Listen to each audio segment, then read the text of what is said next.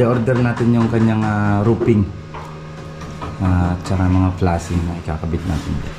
Ito na palitadahan na, nakaabang na yung para sa lababo niya. Okay, di ba? Malinis pag bago natin lagyan ng flashing, napalitadahan na natin.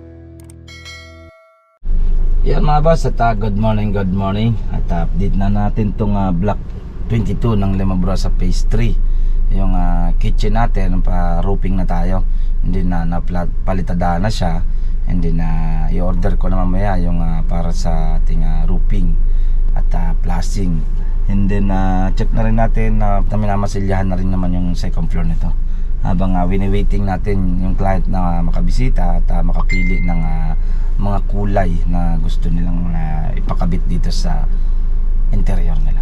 Okay, tara samahan niyo ako at kunting silip lang muna mga boss. Oo. Yan mga boss, at check natin itong interior ng block 22.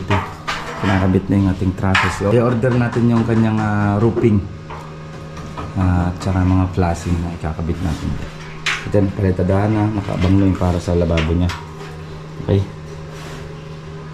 Yan, at ito, nalipat na yung kanyang pinto. Tanggalin na yung yero niyan. Bak na yan. Check natin sa second floor. Dito sa second floor niya, tuloy pa rin ang pagmasilya. Habang iniintay natin yung ano nila, sir. Kaya may mga pintura dito. Okay. Ayan. Dito, yun din. Pero masilya na. Ayan, yung ano natin. Sa kanyang process. Okay. Ayan. Diba? Malinis pag bago natin lagyan ng flashing, napalitadahan na natin para walang nagbubukbuk.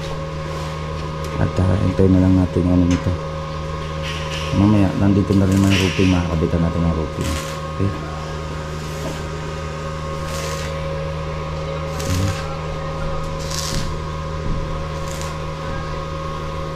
Same lang naman yan doon sa block 20 ng Jasmine natin. Ito, puro masilya na lang naman dito. Yan. Abang na lang sa aircon. Ito. Okay.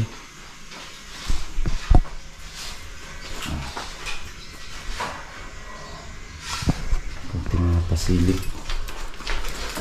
Ito, pinapinturahan na rin. Dito sa taas ng hagdan. Yung masilya na. Batak na ng masilya.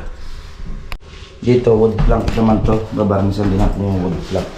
Siguro bago tayo mag-tiles dito sa baba. Ayan. Barnisan na natin yung wood plank para may kabit dito.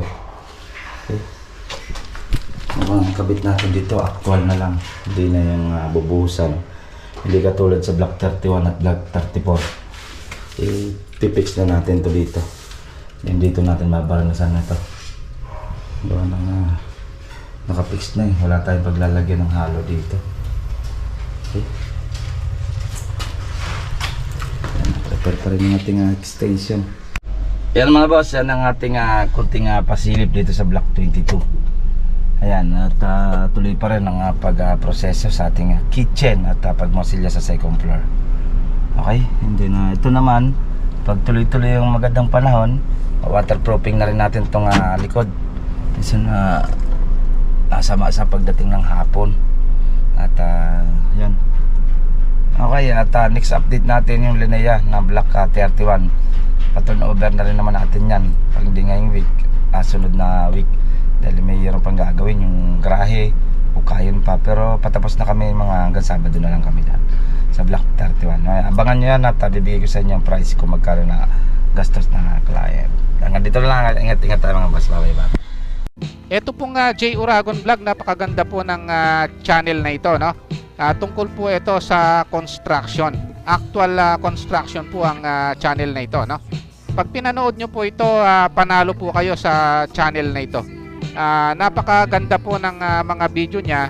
Lalo na pong magaganda, no, yung mga iba't ibang design niya. Kakaiba po yung mga iba't ibang design niya sa mga kisame. Subukan nyo pong panoorin J. Uragon Vlog na ito. Matutuwa po kayo pag pinanood nyo po yung mga video niya.